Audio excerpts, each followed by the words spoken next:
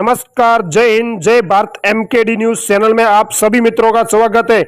आप हमारे चैनल पर नए हो तो चैनल को सब्सक्राइब जरूर कीजिए। और हम आज लोकसभा चुनाव को लेकर सबसे ओपिनियन पोल सामने लेकर आ चुके हैं। लोकसभा चुनाव अगर पूरे देश के अंदर आज हुए तो अगली सरकार किस पार्टी की बनेगी, उसको लेकर कुल 544 सीटों पर 6 वोटर टीम ने जिस प्रकार से अपने मां ओपिनियन पोल के आंकड़े जारी किए हैं वो बड़े ही चौंकाने वाले नजर आ रहे हैं। इस बार लोकसभा चुनाव हुए तो कुल 547 सीटों पर किस पार्टी की एक तरफा सरकार बनती हुई नजर आएगी। और दोस्तों 272 सीटों का बहुमत चाहिए। और 2009 के अंदर बीजेपी पार्टी को 116 सीटें मिली थी और कांग्रेस पार्टी को 206 सीटें मिली थी।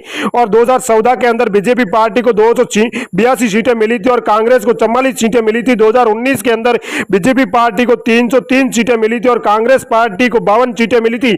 लेकिन इस बार विपक्ष नीतीश कुमार और अखिलेश यादव और ममता बनर्जी, मल्लिनाथ गुजर और अखेड़ यादव, राहुल गांधी जी ऐसे कई बड़े दिग्गज नेता यह दावा करते नजर आ रहे हैं कि इस बार विपक्ष को एकजुट करने के कामयाब रहेंगे और इस बार बीजेपी पार्टी को चुनाव के अंदर बड़ा ही झटका देंगे। जैसे 2014 के अंदर, 2019 के अंदर बीजेपी पार्टी ने कांग्रेस को मार दी थी, लेकिन इस बार भी पूरे तौर पर पीएम मोदी तैयार कर रहे हैं कि इस बार भी हम अपना झटका विपक्ष पार्टी को देंगे और इस कांग्रेस को एक तरफ करने की लेकर पूरी कोशिश की जा रही है। इस क्या इन वादों को निभा पाएंगे, कितना खरा उतर पाएंगे क्या मेरे भाइयों? कांग्रेस में कितने दिग्गज नेता सामने आ रहे हैं मेरे भाइयों? देखते रहिए चैनल पर। अभी तक आपने चैनल को लाइक और सब्सक्राइब नहीं किया तो जरूर कर लीजिए। हम मां आंकड़ों की तरफ ले सकते हैं, आपको बताते हैं कि इस बार किस पार्टी की सरकार बनने वाली है। चुनाव से पहले सी पोर्टर टीम ने इस मां ओपिनियन पोल के जारी कर दिया है। ओपिनियन पोल के 20 आप रखने वाले दोस्तों, आप इस चैनल पर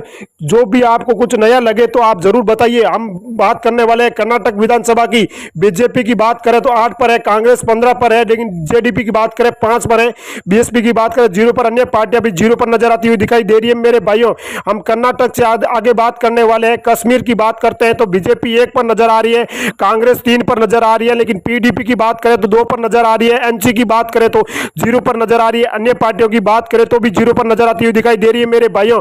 कश्मीर से आगे ले चलते हैं, मास सर्वे की तब तक बने रही है। हरियाणा की बात करते हैं तो बीजेपी 2 पर नजर आ रही है, कांग्रेस 5 पर नजर आ रही है, लेकिन जेजेपी की बात करें तो 0 पर, आम आदमी पार्टी की बात करें तो 1 पर नजर आ रही है, लेकिन अन्य पार्टियों की हम बात करें साथ में तो भी वो 0 पर नजर आती हुई दिखाई दे रही है मेरे भाइयों। हरियाणा से आगे ले चलते हैं, मास सर्वे की तरफ दिल्ली की बात करते हैं। बीजेपी 2 पर नजर आ रही है, कांग्रेस 1 पर नजर आ रही है, लेकिन आम आदमी पार्टी की बात करें तो 4 पर नजर आती हुई दिखाई दे रही है, लेकिन बीएसपी की बात करें तो 0 पर ही समाप्त हो रही है, लेकिन अन्य पार्टियां इनके साथ बात करें तो 0 पर समाप्त होती हुई दिखाई दे रही है। पंजाब की बात करें तो कुल 13 विधानसभा सीटें हैं, लेकिन बीजेपी के खाते में 1 सीट आ रही है, कांग्रेस के खाते में 2 सीटें जा रही है, लेकिन आम आदमी पार्टी की बात करें तो 9 सीटें नजर आ रही है, लेकिन एसएडी की बात करें तो 0 सीटें नजर आ रही है, अन्य पार्टियों की बात करें तो भी 0 सीटें नजर आ रही है मेरे भाइयों। मेघालय की बात करते हैं, कुल विधानसभा 29 सीटें हैं, लेकिन बीजेपी 12 पर है, कांग्रेस 15 पर है, एसपी की बात करते हैं तो 0 पर नजर आ रही है, लेकिन बीएसपी की बात करते हैं तो 2 पर नजर आ रही है, अन्य पार्टियों की बात करते हैं तो भी वो 0 पर नजर आती हुई दिखाई दे रही है मेरे भाइयों। आगे बात करते हैं झारखंड की, बात करते हैं कुल 19 विधानसभा सीटें हैं, बीजेपी 6 पर नजर आ रही है, कांग्रेस 8 पर नजर आ रही है, लेकिन जेजेएम की बात करते हैं तो 5 पर नजर आ रही है, लेकिन आरजेडी की बात करें तो 0 पर नजर आ रही है, अन्य पार्टियों की साथ में बात की जाए तो भी वो 0 पर समाप्त हो रही है दिखाई दे रही है। आंध्र प्रदेश की बात करते हैं तो कुल 25 विधानसभा सीटें हैं, लेकिन बीजेपी 8 पर नजर आ रही है, कांग्रेस 4 पर नजर आ रही है, लेकिन वाईआरएस की बात करें तो 10 पर नजर आ रही है, टीडीपी की बात करें तो 3 पर नजर आ रही है, इसके साथ अन्य पार्टियों की हम बात करें तो भी वो 0 पर समाप्त होती हुई दिखाई दे रही है मेरे भाइयों। उड़ीसा की बात करते हैं तो बीजेपी 6 पर नजर आ रही है, कांग्रेस की बात करते हैं तो 9 पर नजर आ रही है, लेकिन बीडीसी की बात करते हैं 6 पर नजर आ रही है, एनसी की बात करें तो 0 पर नजर आ रही है, अन्य पार्टियों की हम बात करते हैं तो भी वो 0 पर नजर आती हुई दिखाई दे रही है मेरे भाइयों। उड़ीसा में 21 विधानसभा सीटें थी, लेकिन तमिलनाडु की बात करते हैं तो 39 विधानसभा सीटें हैं, लेकिन बीजेपी 4 पर नजर आ रही है, कांग्रेस 5 पर नजर आ रही है, लेकिन डीएमपी की बात करें तो 15 पर नजर आ रही है, लेकिन एलपी की बात करें तो 15 पर नजर आ रही है, अन्य पार्टियों की बात करें तो भी वो 0 पर समाप्त होती हुई दिखाई दे रही है मेरे भाइयों।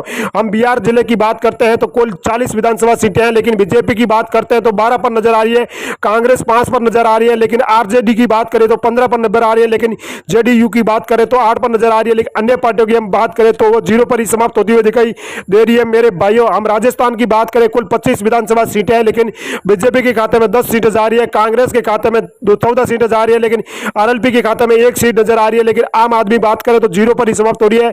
उसके साथ अन्य पार्टियां भी जीरो पर ही समाप्त हो रही है। मेरे भाइयों, हम बात करते हैं उत्तर प्रदेश की, लेकिन कुल 25 विधानसभा सीटें हैं। बीजेपी के खाते में 32 जा रही है, कांग्रेस के खाते में 14 जा रही है, लेकिन एसपी की बात करें तो 27 जा रही है, लेकिन बीएसपी की बात करें तो 2 जा रही है, लेकिन अन्य पार्टियों की बात करें तो 5 सीटें जाती हुई नजर आ रही है। मेरे भाइयों, उत्तर प्रदेश से आगे बात करते हैं उत्तराखंड की। कुल 5 विधानसभा सीटें हैं, लेकिन बीजेपी के खाते में 3 आ रही है, कांग्रेस के खाते में 2 आ रही है, लेकिन बीएसपी की बात करें तो 0 आ रही है, लेकिन आम आदमी बात भी करें तो 0 आ रही है, लेकिन अन्य पार्टियों की बात करें तो भी 0 आ रही है। मेरे भाइयों, उत्तराखंड से आगे ले चलते हैं मास सर्वे की तरफ, तब तक आप चैनल पर बने रहिए। पश्चिम बंगाल की बात करें, कुल 42 विधानसभा सीटें हैं। बीजेपी 17 पर नजर आ रही है, लेकिन कांग्रेस 0 पर नजर आ रही है। टीएमसी की बात करें तो 25 पर नजर आ रही है, लेकिन सीएल की बात करें तो 0 पर नजर आ रही है। अन्य पार्टियों की बात करें तो भी 0 पर नजर आती हुई दिखाई दे रही है। लेकिन आंध्र प्रदेश की बात करें, कुल 2 विधानसभा सीटें हैं, लेकिन बीजेपी 1 पर नजर आ रही है, कांग्रेस 1 पर नजर आ रही है। एसपी की बात करें तो 0 पर नजर आ रही है, लेकिन बीएसपी की बात करें तो भी 0 पर नजर आ रही है। अन्य पार्टियों की साथ में बात की जाए तो भी 0 पर नजर आती हुई दिखाई दे रही है। मेरे भाइयों, आगे बात करते हैं मेघालय की बात करते हैं। कुल 2 विधानसभा सीटें हैं, लेकिन बीजेपी 1 पर नजर आ रही है, कांग्रेस 1 पर नजर आ रही है, लेकिन एसपी की बात कर रहे हैं तो 0 पर नजर आ रही है, लेकिन बीएसपी की बात करें तो भी 0 पर नजर आ रही है, लेकिन अन्य पार्टियों की हम साथ में बात करें तो वो 0 पर समाप्त होती हुई दिखाई दे रही है। मेरे भाइयों,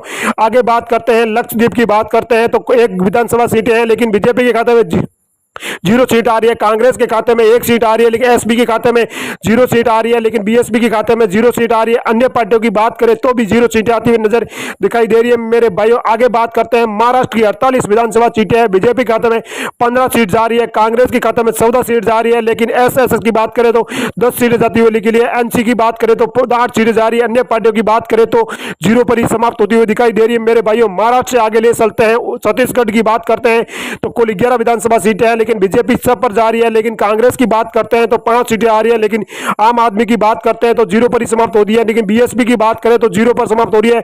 अन्य पार्टियों की साथ में बात की जाए तो भी 0 पर समाप्त होती दिखाई दे रही है। मेरे भाइयों, तेलंगाना की बात करते हैं विधानसभा 17 विधानसभा सीटें हैं, लेकिन बीजेपी 3 पर नजर आ रही है, कांग्रेस 5 पर नजर आ रही है, लेकिन टीआरपी की बात करें तो 7 पर नजर आ रही है, लेकिन एएल की मांग की बात करें तो 2 पर नजर आ रही है। अन्य पार्टियों की बात करें तो 0 पर ही समाप्त होती हुई दिखाई दे रही है। मेरे भाइयों, केरल जिले की बात करते हैं, कुल 20 विधानसभा सीटें हैं, लेकिन बीजेपी 1 पर नजर आ रही है, कांग्रेस 10 पर नजर आ रही है, लेकिन डीएलपी की बात करें तो 9 पर नजर आ रही है, लेकिन यूपी की बात करें तो 0 पर नजर आ रही है। अन्य पार्टियों की बात करें तो भी 0 पर समाप्त होती हुई दिखाई दे रही है। केरल से आगे ले चलते हैं मास सर्वे की तरह। असम की बात करें, कुल 14 विधानसभा सीटें हैं, लेकिन बीजेपी 7 पर नजर आ रही है, कांग्रेस 7 पर नजर आ रही है, लेकिन एएलयू की बात करें तो 3 पर नजर आ रही है, लेकिन अन्य पार्टियों की बात करें तो 0 पर ही समाप्त होती हुई दिखाई दे रही है।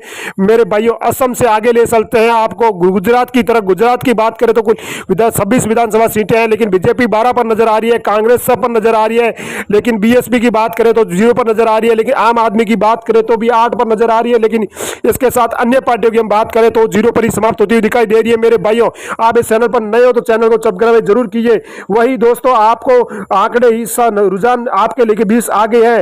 लोकसभा चुनाव से पहले 2023 को जो जिस प्रकार एक प्रकार की यूपीए प्रकार की बैठक हुई, इसमें एक सवाल है कि यूपीए पार्टी जिस प्रकार भारत जोड़ो यात्रा को लेकर एक बुलाई गई बैठक के आंकड़े परिवर्तन हुए नजर आ रहे हैं, इस प्रकार वही क्या अब की बार पीएम मोदी परेशानी खड़ा कर सकते हैं, या इस बार लोकसभा में अगली सरकार किस पार्टी की बनेगी? कमेंट बॉक्स में जाकर मेरे दोस्तों आप भी जरूर बताना, और किस पार्टी की सरकार बनती हुई नजर आ रही है। आपको लगे कि आपका बड़ा भाई आगे बढ़े तो आप एक बार एक चैनल को सब्सक्राइब तो जरूर कीजिए मेरे भाइयों। और हम आज इस प्रकार आपको हर पल आपके वीडियो को सामने लेते आएंगे, लेकिन पीएम मोदी लगातार बड़े बड़े वादे करते नजर आ रहे हैं। इस बार क्या यूपीए पार्टी जो भी नीतीश कुमार व अखिलेश यादव जैसे राहुल गांधी, ममता बनर्जी, उमेश यादव ठाकरे और कई बड़े नेता वादे करते हुए नजर आ रहे हैं कि एक ये पार्टी हमारी बनने वाली है, क्या इसका मोदी जी इनका सुपड़ा साफ करने वाले हैं, या इस प्रकार ये दोनों पार्टियां एक तरफ टक्कर की जीत बताने वाली है? मेरे भाइयों, जरूर इससे कांग्रेस और भारत जोड़ो यात्रा में कांग्रेस पार्टी को जनता को अपने तरफ एक करने को लेकर कोशिश की जा रही है, लेकिन इस वादों को निभाने में कितना खतरा उतरते हैं? इस बार कांग्रेस को कितने प्रतिशत बहुमत मिलने वाला है और बीजेपी पार्टी को कितने प्रतिशत बहुमत मिलने वाला है? सी वोटर ने महा ओपिनियन पोल के मुताबिक महा ओपिनियन पोल जारी कर दिया है। इस बीच मेरे दोस्तों, आप भी इस चैनल पर बने रहिए और इस चैनल पर ये जरूर बताइए कि इस पार्टी को कितने प्रतिशत बहुमत मिलने वाला है और इस बार कौन सी पार्टी की सरकार बनती हुई नजर आ रही है मेरे भाइयों। आप भी इस लोकसभा चुनाव को लेकर कुछ भी अपने कमेंट बॉक्स में जाकर जरूर सूचना बता सकते हैं और हमें जल्द ही आप सूचना देकर हम आपके सर्वे को लेकर वापस इसी वीडियो के अंदर वापस आ सकते हैं मेरे भाइयों। आप भी अपना मत देकर इन पर पार्टियों के दोनों तरफा कौन सी जीत की पार्टी नजर आ रही है, आप भी अपना मत जरूर दें और इस कमेंट बॉक्स में जाकर अपना राय जरूर देना मेरे भाइयों। क्या इस बार भी पार्टियों को बड़ा झटका मिलने वाला है? क्या बीजेपी इन दोनों पार्टियों पर भारी पड़ने वाली है या कांग्रेस पार्टी इन दोनों को झटका देने वाली है मेरे भाइयों? आप भी इस चैनल पर अपनी राय जरूर देना और कमेंट बॉक्स में जाकर हमें जरूर बताना। और मेरे भाइयों थैंक यू और धन्यवाद। राम राम सभी मित्रों को प्रेम।